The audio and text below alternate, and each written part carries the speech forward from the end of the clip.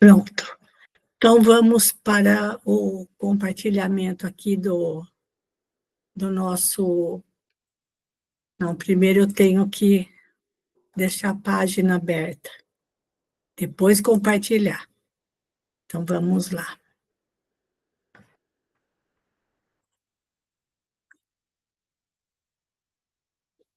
Pronto. Então, mais uma vez, boa noite para todas. Hoje só estamos aqui as meninas fortes e corajosas, as meninas superpoderosas. Hoje é o nosso encontro número 22 do livro Renúncia, e agradecendo pela companhia de vocês, agradecendo a Deus a oportunidade desses estudos que preenchem o nosso tempo, preenchem a nossa mente, o nosso coração. Vamos aprendendo a lidar melhor com as nossas dificuldades. E, como sempre, rogamos o amparo da equipe espiritual para as nossas atividades desta noite. E hoje eu vou pedir para Celina fazer a prece de abertura para nós. Por favor, Celina. Boa noite a todos. Boa noite. Vamos elevar nosso pensamento a Deus, a nosso Divino Mestre Jesus, rogando a proteção para a leitura da noite de hoje. Que os grandes ensinamentos de um espírito tão elevado como Alcione nos toque o coração e que nos faça entender a possibilidade de sermos a cada dia um pouco melhor. Rogamos a grande equipe espiritual da nossa casinha de oração, a irmã Celina e os seus benfeitores, que nos auxiliem no entendimento das leituras, assim como todos os nossos irmãos, encarnados e desencarnados, que porventura estejam no ambiente do nosso lar, que também sejam beneficiados com a leitura, com o lenitivo do amor, da fé, da confiança, da esperança. Que assim seja, Senhor Jesus. Graças a Deus. Graças a Deus.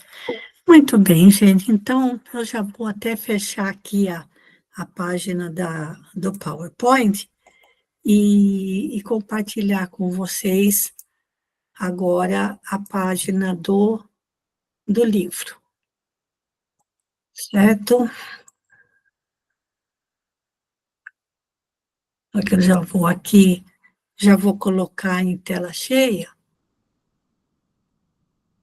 que fica melhor já com 400% de aumento. Nós estamos no capítulo 5, cujo título é Na Infância de Alcione, e na semana passada nós vimos alguns trechos relacionados à situação ali vivenciada por Antero, que se afiliou a traficantes de escravos. Só que o grande proprietário das terras, que eram vizinhas à chácara onde Madalena vivia com a filhinha e a sua auxiliar, elas eram vizinhas, né?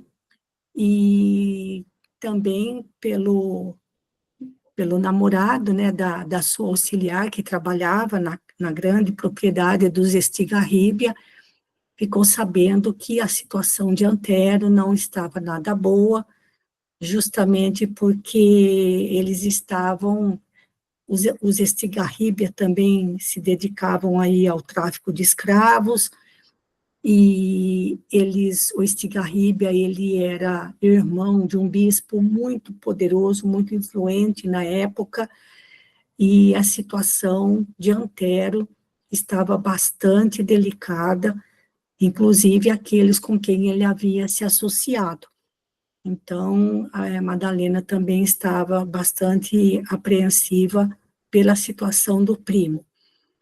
Por outro lado, como que para amenizar a sua situação difícil na vida, né, achando que era viúva, tendo que trabalhar muito para fazer com que aquela pequena chácara produzisse alguma coisa, para que dali elas tivessem o seu próprio sustento, ela tinha ali na filhinha Alcione um verdadeiro anjo na sua vida. Mal podia imaginar Madalena que Alcione era um espírito elevadíssimo. E naquele grupo de espíritos que estão fazendo parte dessa história, o mais elevado era Alcione. Deixa eu ver quem está chegando agora, peraí. A Elaine.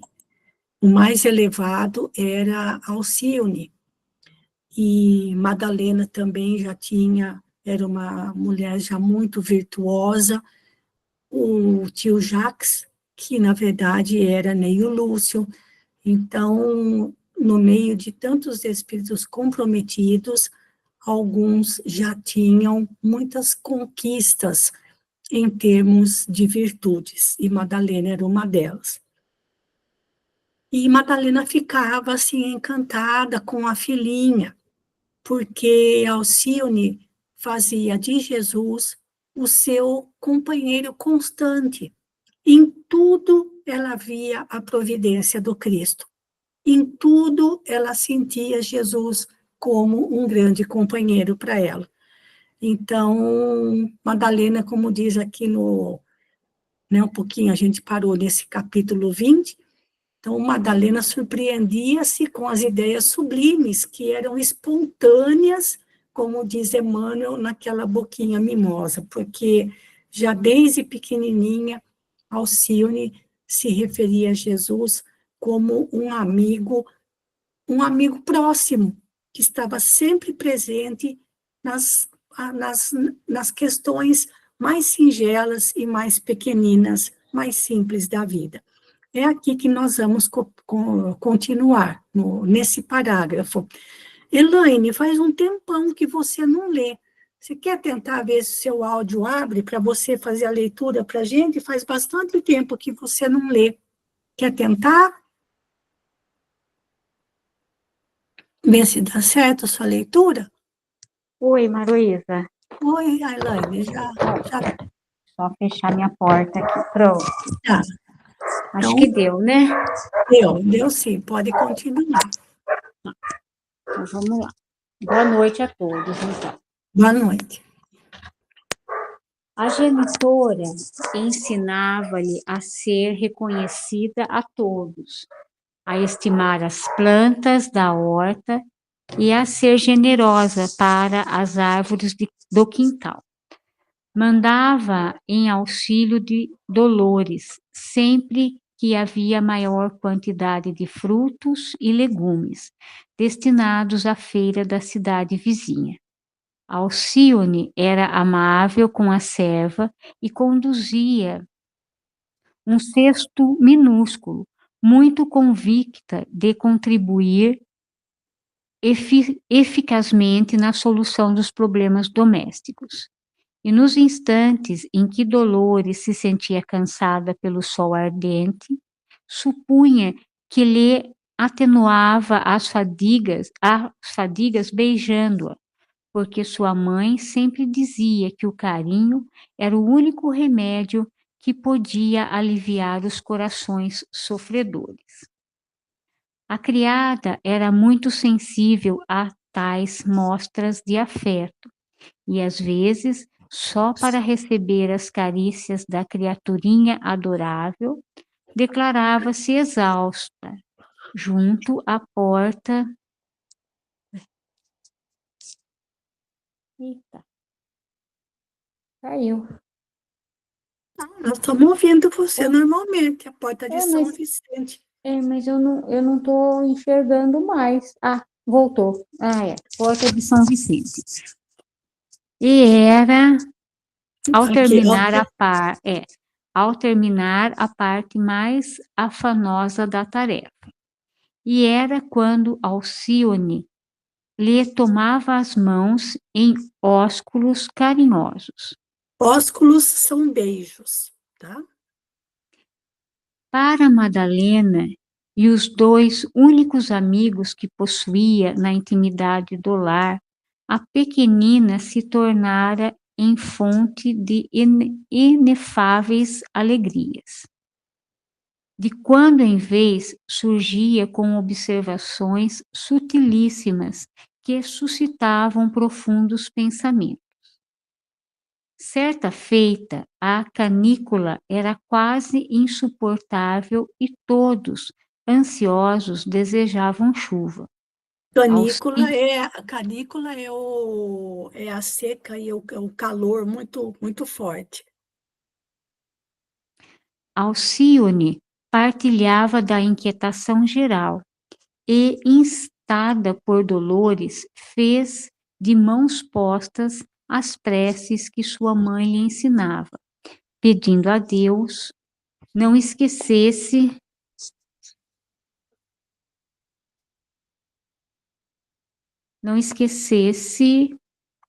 Aqui as plantas ressequidas.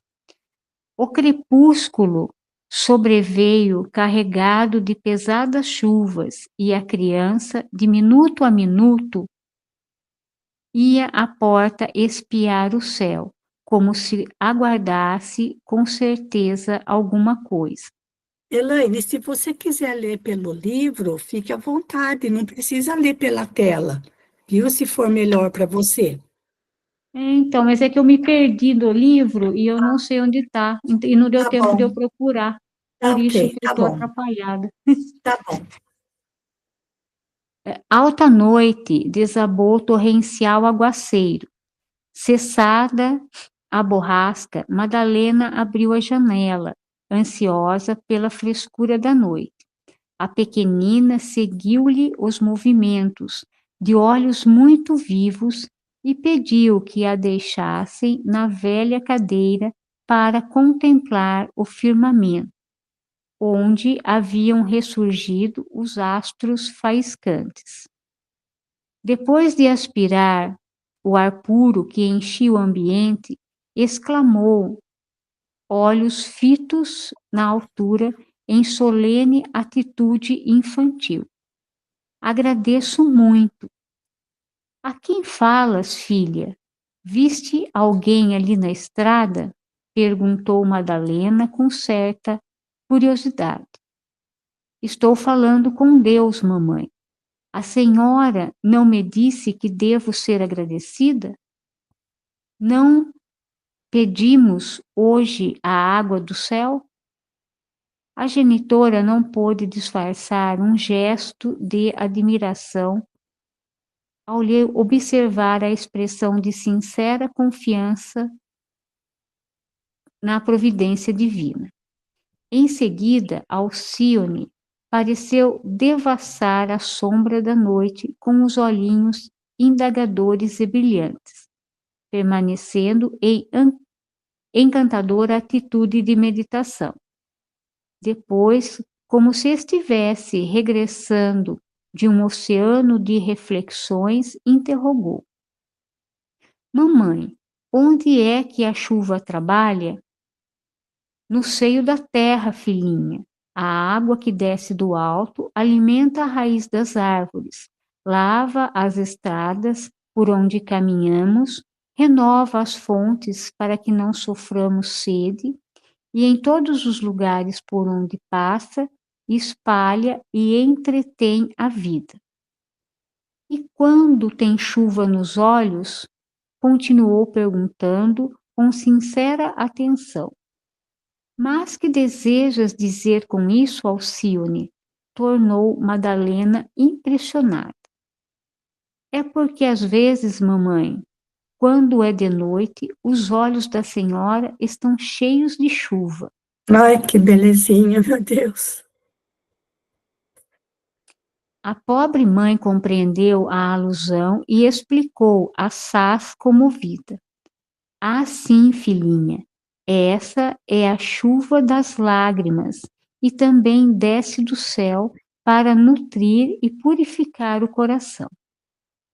A pequenina pareceu refletir na resposta. Voltou a contemplar as folhas gotejantes das árvores e inquiriu: mamãe, quando é que vai chover nos meus olhos? Não penses nisso, filhinha. E Madalena Villamil torceu a palestra, distraindo-lhe a atenção.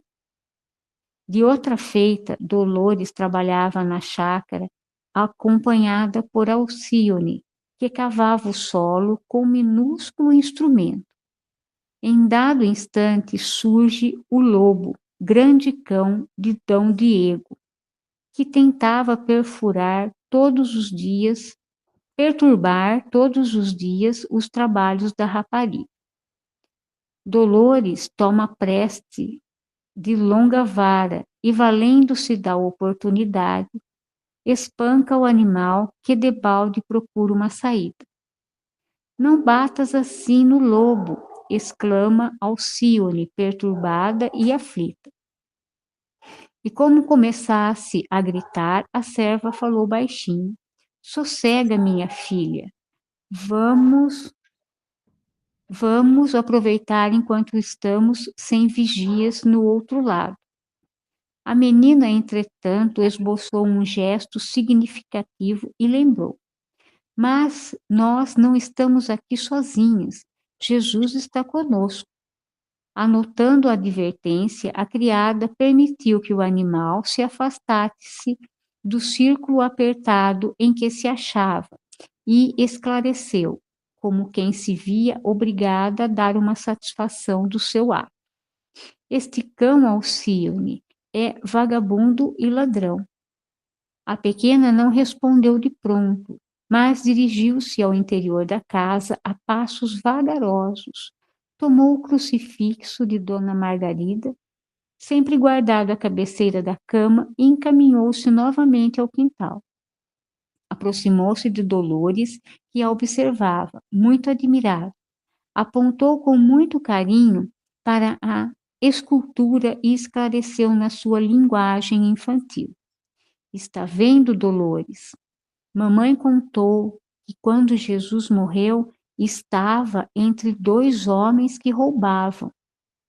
Pois bem, disse a empregada, sorrindo em face de profunda advertência. Depois falaremos com Dona Madalena sobre o caso desse cão. E Alcione voltou a guardar o crucifixo com a impressão de que havia cumprido uma grande tarefa. A vida na chácara continuava cheia da poesia que adorna a pobreza resignada. Outro tanto, porém, não acontecia ao sobrinho de Dom Inácio, que parecia cada vez mais desorientado, desde o dia sinistro em que consentia no criminoso pacto com Susana Davenport. O destino não correspondera às suas expectativas de homem do mundo. A mentira sombria apenas espalhara remorsos terríveis no seu caminho, aos quais buscava evadir-se pelos desregramentos de toda sorte. Seu projeto mesquinho sofrera o primeiro abalo no dia em que Madalena Villamil não mais pudera erguer-se da cama em Versalhes. Assediar a prima enferma representava muita covardia a seus olhos. A moléstia, entretanto, não fora incidente simples, persistira semanas e semanas. Nesse ínterim, ela, Madalena, pela paciência demonstrada e pela maternal dedicação para com a filhinha recém-nata, crescera muito a seus olhos, impedindo-lhe os ímpetos de suprema violência. E, desde a noite em que fizera alusão à sombra de Dona Margarida, ele não mais a contemplava sem ver no seu rosto o da veneranda mãe adotiva, que o acariciaria dos primeiros dias da infância. Passou então a frequentar raramente a chácara e, no íntimo, chegava mesmo a pensar em uma viagem à América para desfazer o engano terrível, de modo a esperar a velhice sem a recordação de um crime na consciência. A nobre resistência da prima doente e sacrificada parecia impor-lhe a lembrança de Dona Margarida, nos seus tempos intraduzíveis de intraduzíveis amarguras. O moço espanhol, no entanto, desejava reparar a falta com a devida prudência. Afinal de contas, no mais fundo da alma, não obstante a situação que o sensibilizava, nunca deixara de considerar Madalena excessivamente orgulhosa. Além disso, receava desfazer a trama odiosa, sem ouvir antes a prima de Cirilo. Que teria acontecido na América durante aqueles longos 4 anos? Era preciso esperar para não incidir em novos desatinos. No entanto, agora, entregue à ideia reparadora, via-se presa presa dos Isaza, que o arrastavam a condenáveis desregramentos, envolvido em negócios suspeitos e desmandado dos prazeres que lhe exauriam as forças, não pôde perceber a trama cavilosa que o colhia na sombra devagarinho. Quando menos se esperava, estalou em Ávila a triste nova, condenado pelo Santo Ofício à prisão e confisco de todos os bens. Antero de Oviedo aparecera morto em Madrid, junto à porta de Toledo. Falava-se a meia voz que ele havia preferido o suicídio à ignomínia do cárcere. Ignomínia é vergonha, né? Noutras rodas, porém, afirmavam que tudo não passava de mais um crime odioso da família Estigarribia. O processo, como todas as peças em exame no Tribunal do Santo Ofício, correra trâmites no mais rigoroso sigilo. A condenação atingira Antero e companheiros, mas somente Gaspar Isaza fora recolhido à prisão, pois Frederico e Domingos haviam desaparecido misteriosamente. O sobrinho de Dom Inácio, assim, baixava ao túmulo com o grande segredo de sua vida, tão cedo crestada por sua incontinência e leviandade. Madalena ainda não conseguira aliviar a angustiosa aflição que a atormentava, quando João de Deus bateu-lhe a porta antes da alvorada. A pobre senhora assustou-se, mas o rapaz tinha motivos para apressar-se. Senhora, disse amedrontado, fugi para trazer-lhe graves notícias. Esta noite ouvi a combinação de Dom Diego e do filho relativamente a esta casa. Como assim? Interrogou Madalena, muito pálida.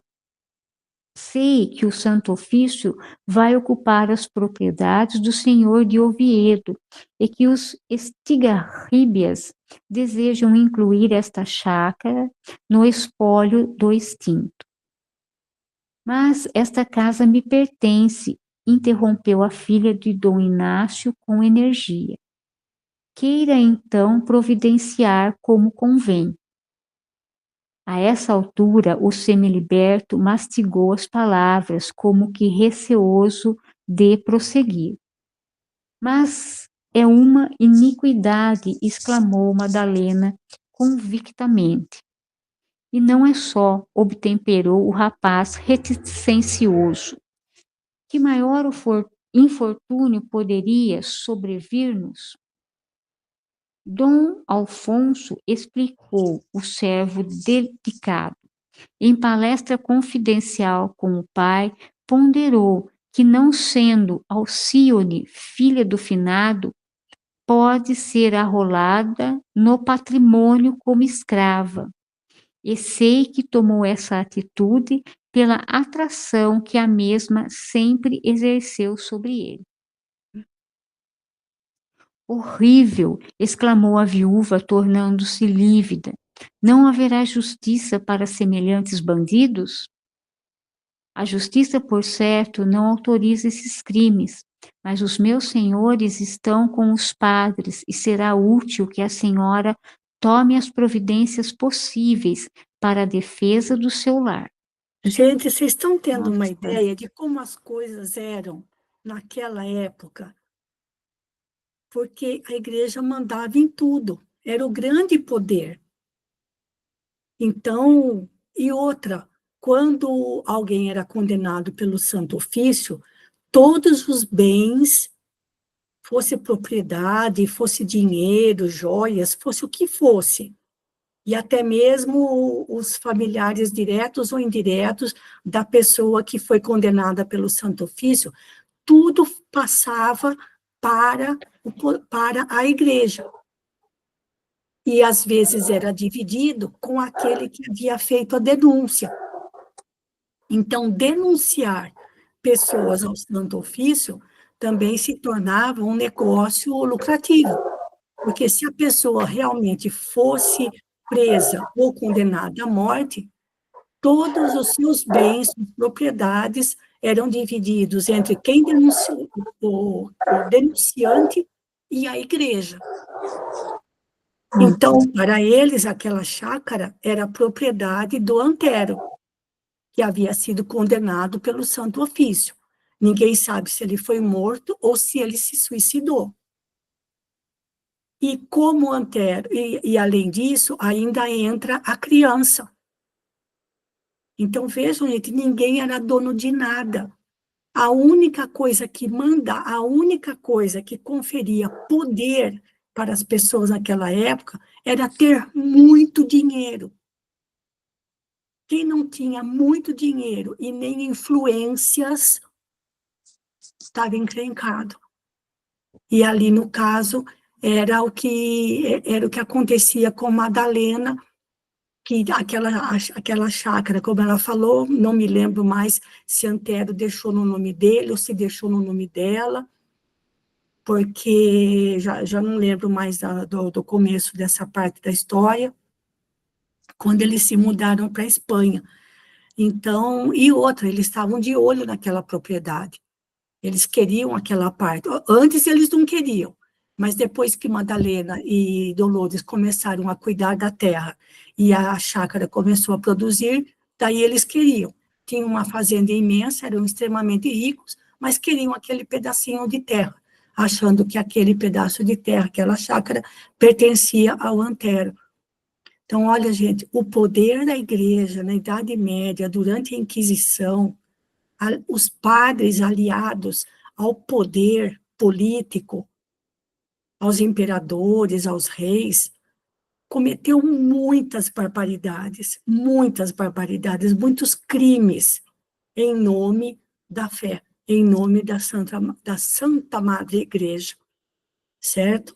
E então a gente está tendo um exemplo, a gente está vendo essa história aqui, e também como era, assim, um negócio extremamente lucrativo, o comércio de escravos, porque os Estigarribia também faziam isso, e os Izaza também faziam, mas ele não queria, os Estigarribia não queriam concorrentes.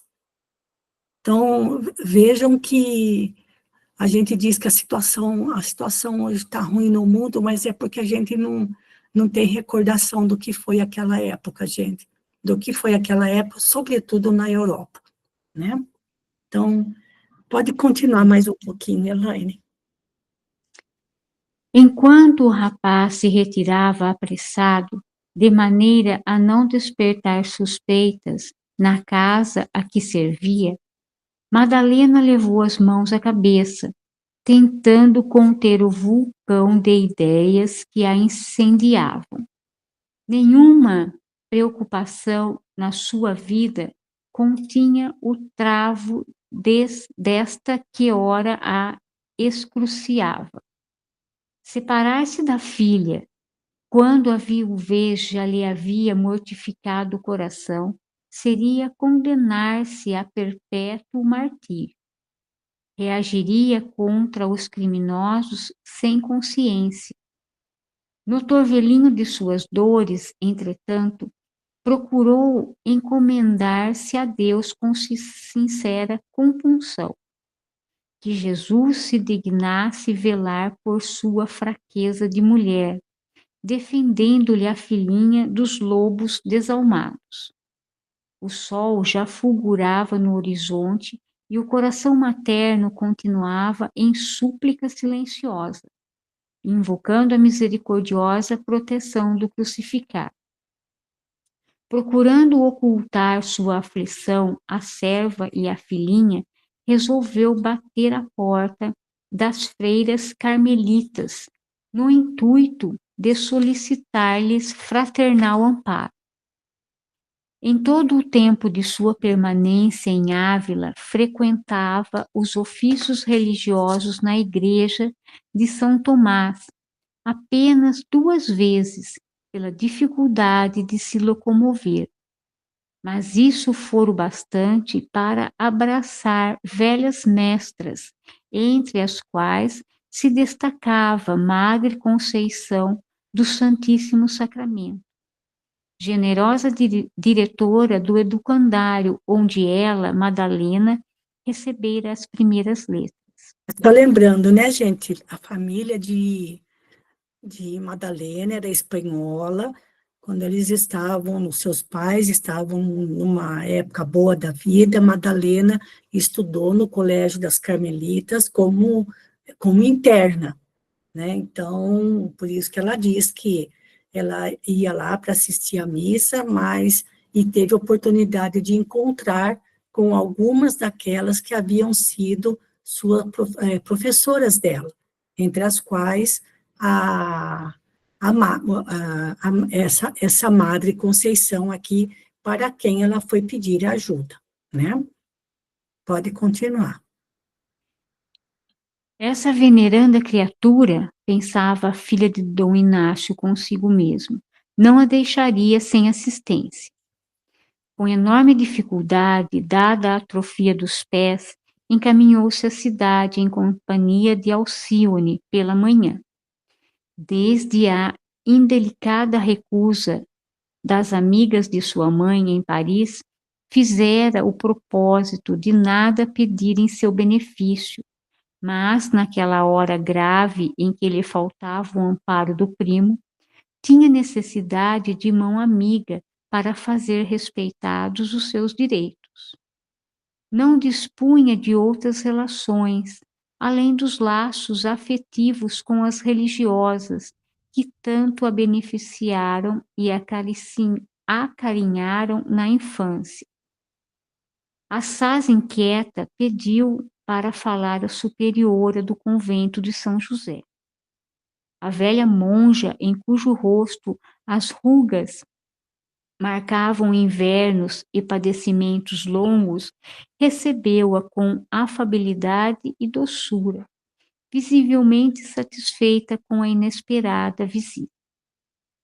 Madre Conceição, começou dizendo acanhada e aflita, esperava socorrer-me de vossa bondade mais tarde, quando a minha filha estivesse em idade de iniciar os estudos, mas circunstâncias imperiosas, quão imprevistas na minha vida, obrigam-me a incomodar-vos mais cedo.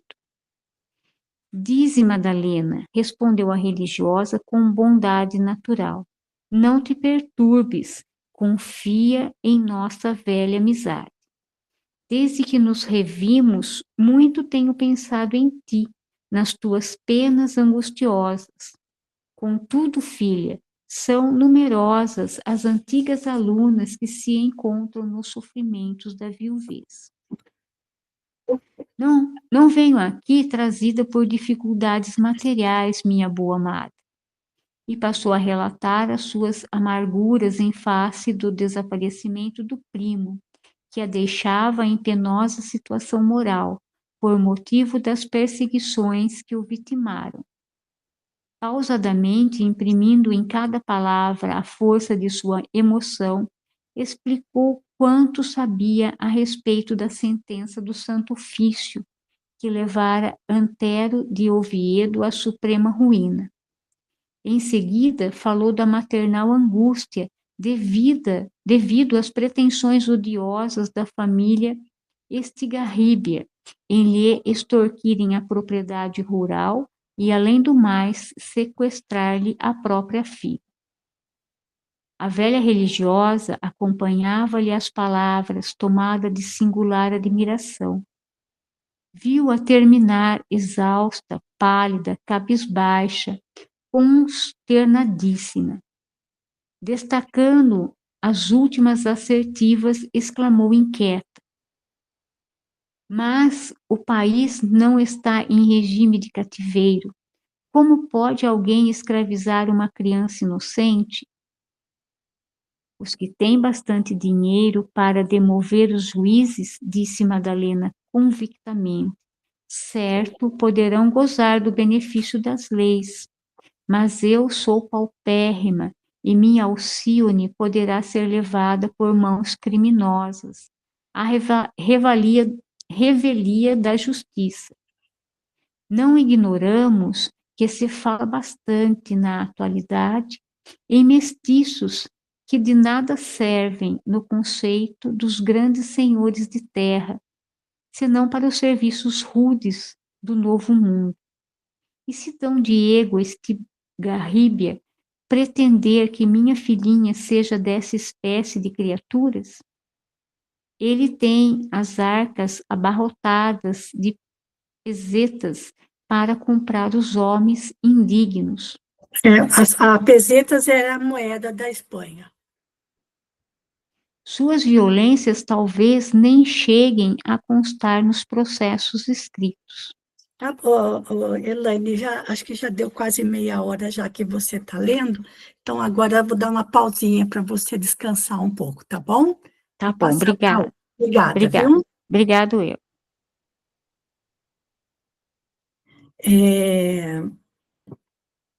Continuando, a semana passada leu a Lenita, leu a Sônia, deixa eu dar uma espiadinha aqui, que eu tinha marcado.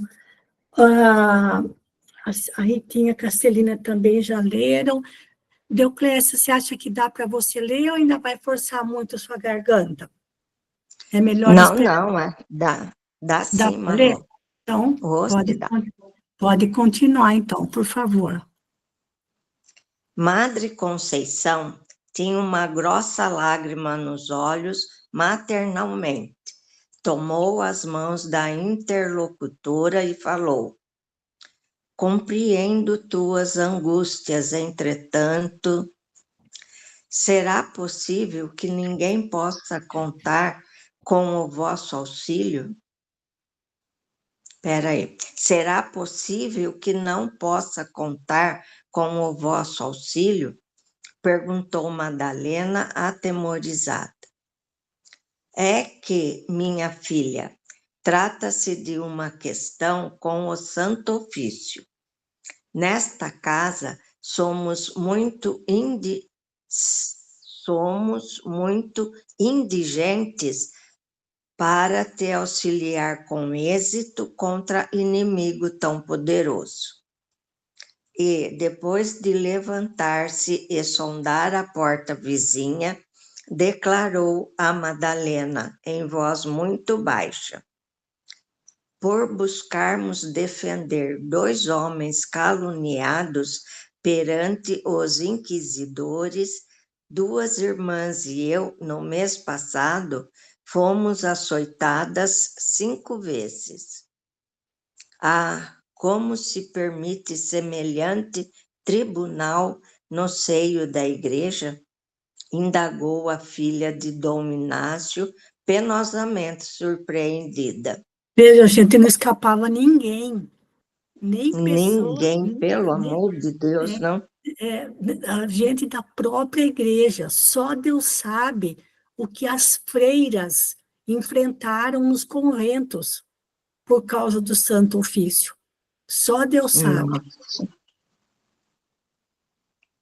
A monja enxugou as lágrimas com a manga do hábito rafado e murmurou: talvez, minha filha, Deus haja permitido o funcionamento dessa instituição impiedosa para que sejamos experimentados em nossa fé. Hoje em dia, considero que não existe maior cilício que o suportar a evidência de tantos crimes em nome do próprio Deus. A jovem viúva começou a chorar em silêncio, mas a respeitável amiga ponderou com solicitude: não te desespere. Jesus não está pobre de misericórdia. Faze o possível por aliciar algum homem de mérito que propugne os teus direitos. Estou certa de que o céu nos oferecerá os meios precisos. Madalena Villamil despediu-se com palavras de sincero reconhecimento, mas não pôde disfarçar o desânimo quase invencível. Ao vencer a distância que a separava do teto humilde, sentia que as pernas tornavam-se mais trôpegas. Mesmo assim, quis socorrer-se das autoridades civis ou religiosas. Mas a falta de dinheiro amortecia-lhe os impulsos. Os juízes de um e de outro lado não trabalhavam de graça. Os processos não se movimentavam sem as molas reais. Alcione seguia-lhe os passos, muito admirada das suas lágrimas e do seu mutismo. Conduzida pela mão, a delicada criança parecia ansiosa por uma oportunidade que lhe permitisse confortar o espírito materno. Assim que atravessaram as muralhas, já no caminho empedrado de regresso ao lar, perguntou com a sua curiosidade infantil: a senhora não disse que íamos a outra casa? Não é possível, minha filha. Por quê? Não temos a chave de ouro com que poderíamos abrir a porta, concluía Madalena, como a falar consigo mesma. E passou o resto do dia mergulhada em dolorosas cismas. Via-se na imaginação atirada no vórtice do destino. O Santo Ofício tudo lhe arrancaria, tudo. A granja pequenina, cultivada com tantos sacrifícios, seria arrebatada por verdugos cruéis. Mas, quando meditava na eventualidade de separação da filha, profunda revolta dominava-lhe o coração. Seria a derradeira prova da sua dedicação maternal, porque a morte, indubitavelmente, viria nesse instante enregelar-lhe as veias. Gente, era assim, era uma opressão tão grande que eu não sei dizer o que era pior. Se foi esse período do Santo Ofício ou se foi a perseguição aos primeiros cristãos pelo Império Romano. Só que no caso do Império Romano, eram pagãos perseguindo cristãos.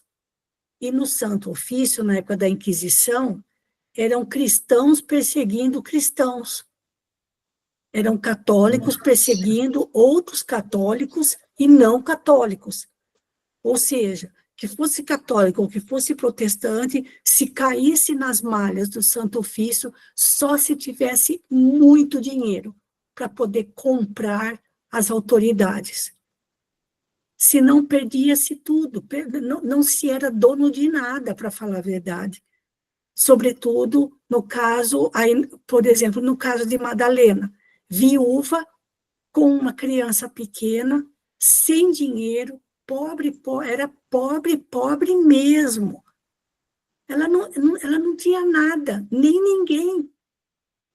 O único que ainda lhe servia de um certo amparo e defesa era o Antero. Mas agora nem ele mais, nem com ele mais ela podia contar. Então, assim, era uma coisa assim horrorosa, assim, era algo assim que chegava a ser assim apavorante. O poder que aquelas pessoas, aqueles homens do Santo Ofício, aqueles padres e os grandes donos das fortunas da época, como era o caso dos Estigarribia, fortuna essa conseguida com o tráfico de escravo negreiro. É uma coisa que a gente não pode imaginar, gente. E aqui no Brasil, aí era século XVII, o período era do ano, em torno ali no meio do ano de 1600, entre 1700. Aqui no Brasil também era a mesma coisa, tinha o tráfico dos negros para ajudar na construção, na lavoura, no cultivo da terra, e os índios também eram caçados e escravizados. Né? Então, era um terror, e quem realmente mandava em tudo era a igreja, não é? É uma coisa que não dá para imaginar. Hoje, né? Pode continuar, Deoclésia. Enquanto Dolores trabalhava no quintal, intrigada com o pranto copioso da ama, Alcione permanecia no aposento materno, procurando confortar Madalena com suas observações piedosas e infantis. O crepúsculo desceu pesadamente e à noite João de Deus reapareceu. Depois de se informar do resultado da visita ao convento de São José, falou à desolada senhora, deixando-lhe entrever novas esperanças. Dona Madalena, conheço um padre que talvez nos possa valer. Quem é? Indagou ansiosamente a interpelada.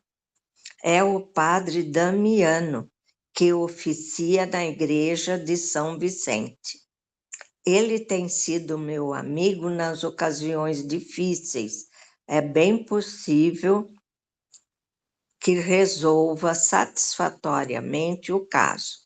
Se a senhora quiser chamá-lo-ei ainda hoje mesmo, porque Dom Afonso deverá vir aqui amanhã, depois do meio-dia, para lhe dar conhecimento do odioso mandato.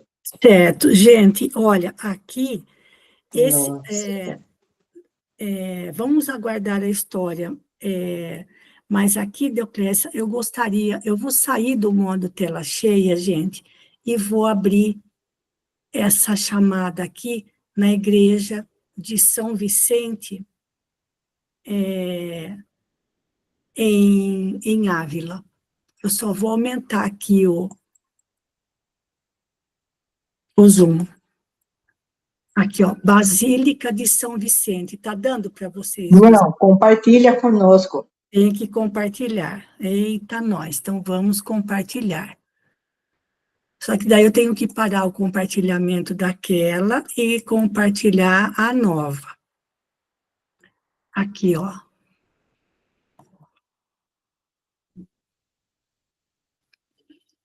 Basílica de...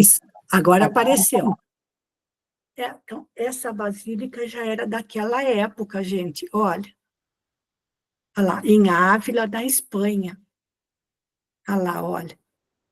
Eu não sei se tem aqui a construção dela do século XII ao século XIV. Ah lá, olha, tem aqui a imagem dela. Não sei se tem mais alguma outra foto mais aqui para baixo. Deixa eu ver. Aqui, olha, aqui está a localização. E aqui mais uma outra visualização dela, olha. Porque para quem vai para a Europa, tem muitos monumentos, né, a serem visitados. Então, aqui também dá até para a gente ter uma ideia da cidade de Ávila, tá bom? Tá certo, gente? Então, aqui vamos descobrir quem é esse padre Damiano, que na época do século XVII vivia aqui. Hoje é Basílica, né? Mas na época, a igreja de São Vicente, tá bom? Vou interromper o compartilhamento, voltar no Google Meet e compartilhar novamente o nosso texto.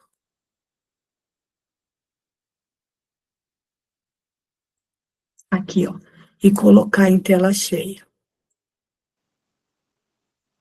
Então, vamos lá. Então, olha, o João de Deus, né, que tornou-se amigo de Dona Madalena, passou a namorar, né, a Dolores, e tornou-se amigo delas, ajudando até, lembra, de dar sementes, mudinhas, para elas começarem a cultivar ali a chácara.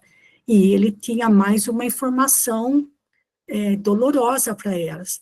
O Dom Alfonso Estigarribia vai vir aqui depois do meio-dia, para dar conhecimento do odioso mandato, certo? Pode continuar, Deoclésia. Oh, sim, exclamou reconhecida. Vai, sem demora, conversarei com esse homem de Deus. O rapaz saiu e, quando o relógio marcava 9 horas, regressava em companhia do eclesiástico, recebido com inequívocas demonstrações de reconhecimento e apreço. Padre Damiano era homem dos seus 50 anos e, pela expressão do olhar, como pelas cãs prematuras, dava conta de suas penosas lutas. Em breves instantes, estabelecera-se entre ele e os presentes os laços cariciosos da intimidade e da simpatia. Ouviu com atenção os informes da viúva da Avenport, entendendo-lhe as razões afetuosas como se ouvisse uma filha. A narrativa dos seus sofrimentos infundia-lhe respeito paternal. Em breve, trocavam impressões como se fossem velhos conhecidos. Também estivera em Paris por ocasião da varíola, de 63, e, por sinal, também sofrera a enfermidade dolorosa num estabelecimento religioso. Madalena Villamil estava igualmente satisfeita. A palavra do interlocutor parecia-lhe de um amigo sincero, que tardara a aparecer.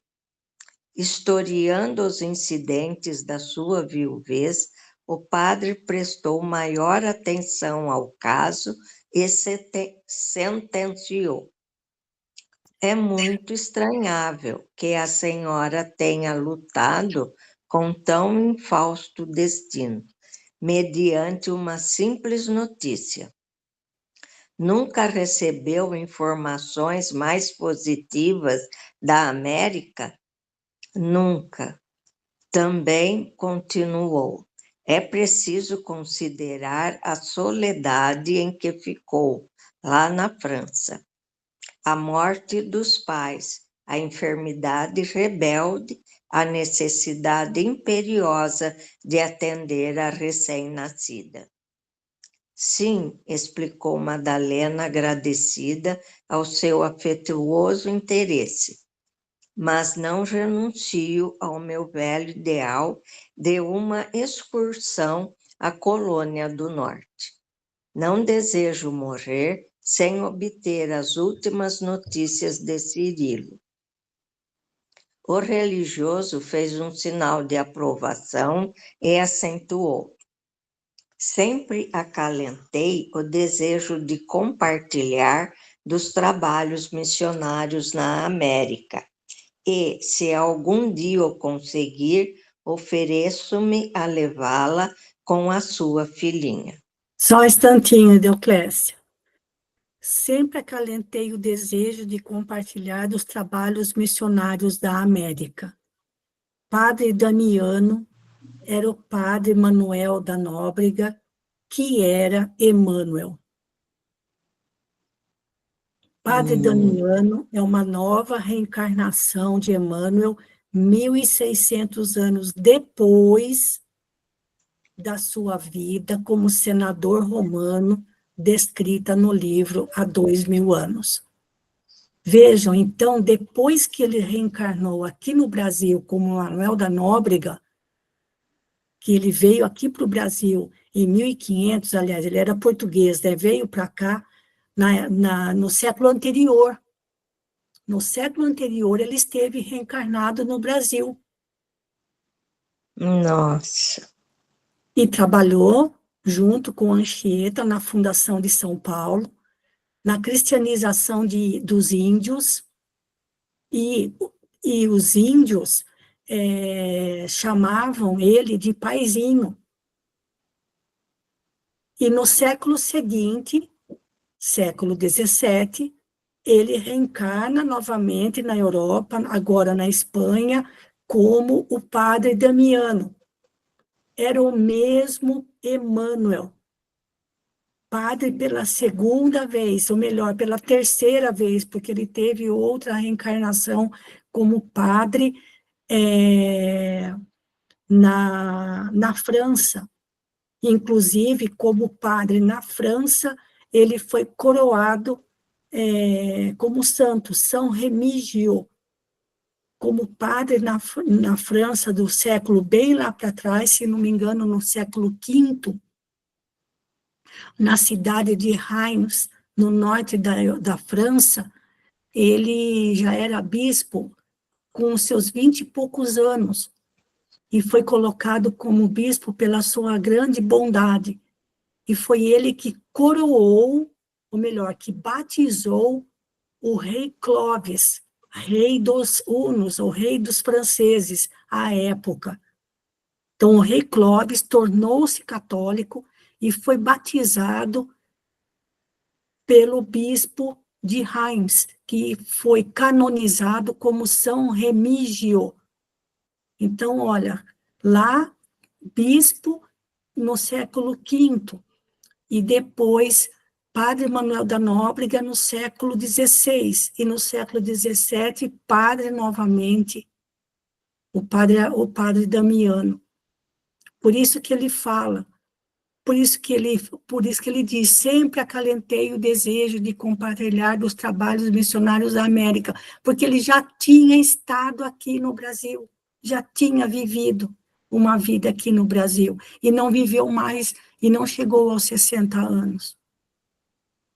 Então, vejam, gente, agora nós precisamos lembrar de outra coisa. No livro Há 2.000 anos, Padre Damiano era o orgulhoso senador romano. No livro, 50 anos depois, ele reencarna como judeu e se torna escravo, o escravo Nestório, que foi dado de presente para a família de Alba Lucídia e Ovídio Lúcius, que foi libertado, já no mesmo dia, foi libertado pela grande cultura que Nestório possuía.